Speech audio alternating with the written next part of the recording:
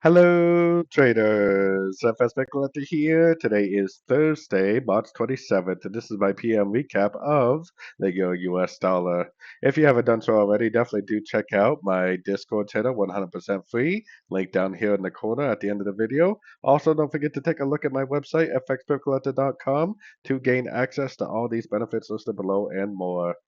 So, anyways, the euro dollar definitely did make a pretty decent move up this afternoon.